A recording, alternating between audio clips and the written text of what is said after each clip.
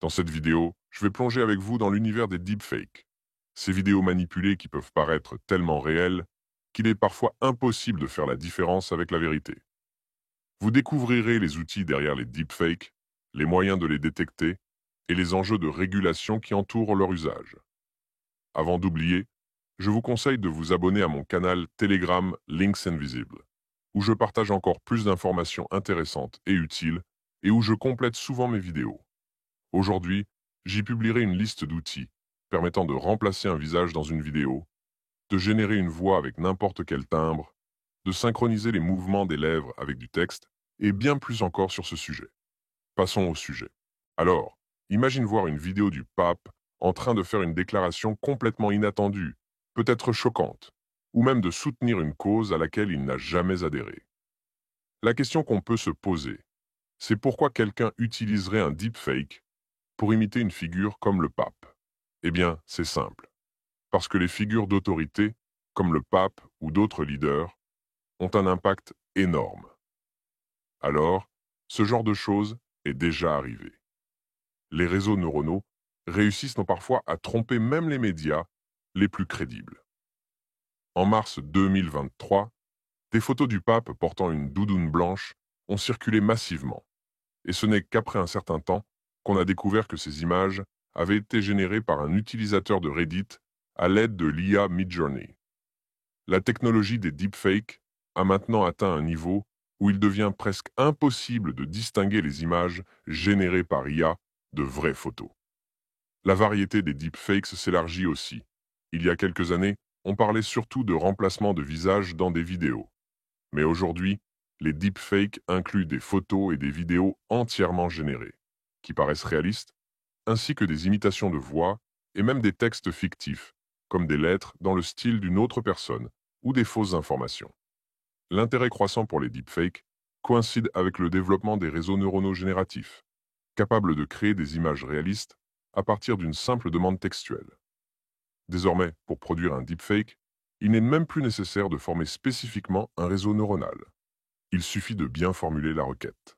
L'ancêtre des modèles d'IA modernes pour la création de deepfakes est le réseau neuronal génératif antagoniste, ou GAN. Ce modèle a été présenté pour la première fois en 2014.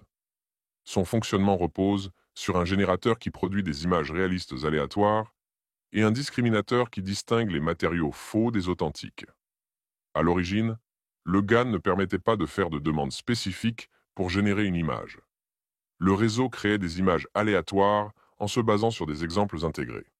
Au début, cette IA ne pouvait produire que de petites images de visage en basse résolution.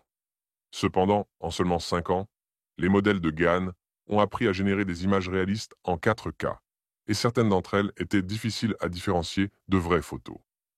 En 2019, le développement du modèle a atteint une impasse, car ces réseaux neuronaux avaient du mal à gérer les détails et la composition globale de l'image. En 2021, OpenAI a publié la première version de DALL-E, un réseau neuronal générant des images photoréalistes à partir de demandes textuelles grâce à des modèles de diffusion.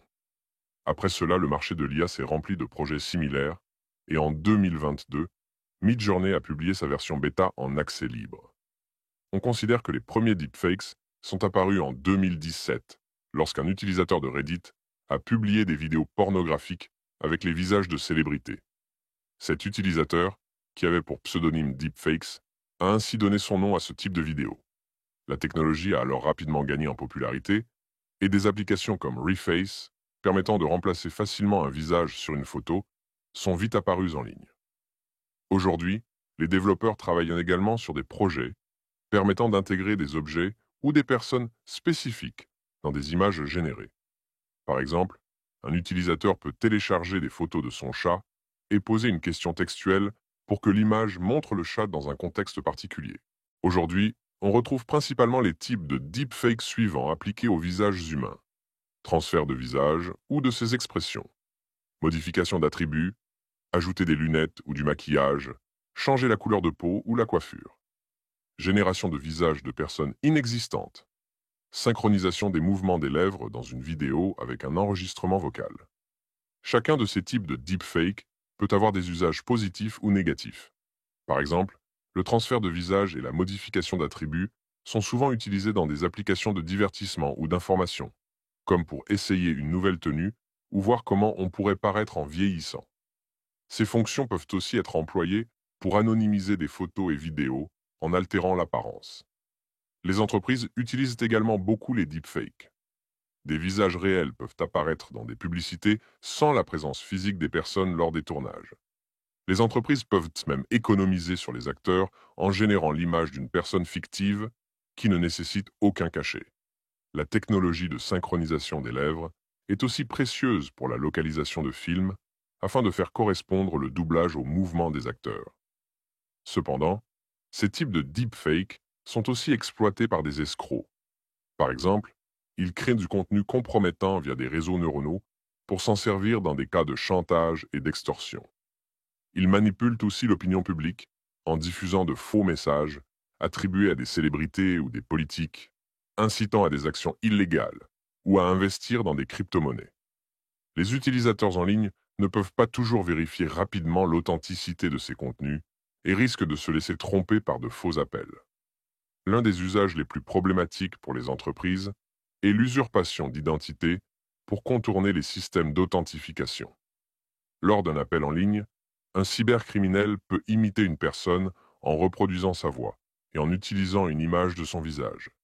Dans le cadre d'une attaque ciblée, cela pourrait permettre de confirmer une opération bancaire par téléphone, par exemple, en se faisant passer pour la victime.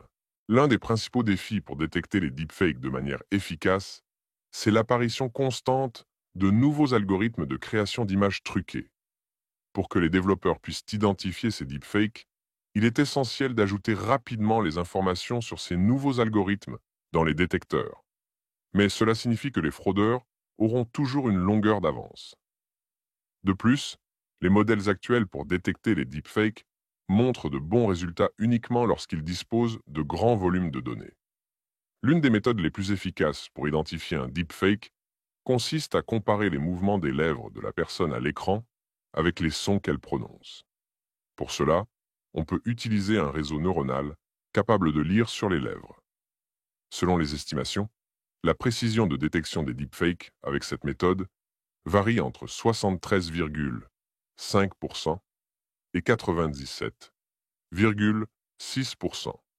Cette approche est plus résistante aux divers types d'attaques que d'autres méthodes de détection. Une autre manière d'identifier un deepfake est de décomposer la vidéo en images et de rechercher des variations subtiles entre les cadres. Actuellement, les réseaux neuronaux créent les deepfakes image par image, ce qui peut entraîner de petites différences visibles lors d'un examen minutieux, comme des variations dans la texture de la peau d'une personne. Les experts recommandent aussi aux utilisateurs de protéger leurs images à l'avance, pour éviter que des malfaiteurs ne les utilisent pour créer des deepfakes.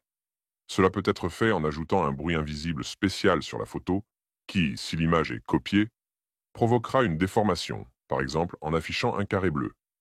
De même, il sera impossible d'ajouter des éléments aux images protégées. Chaque type d'attaque peut être contré par un type de bruit spécifique, et on peut les combiner pour une protection complète contre toutes les menaces.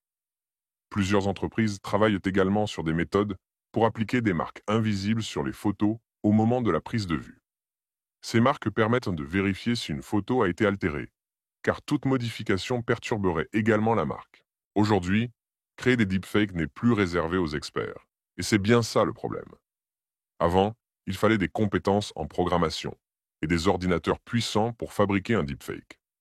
Mais maintenant, il existe des applications et des logiciels accessibles à presque tout le monde, même sans connaissances techniques.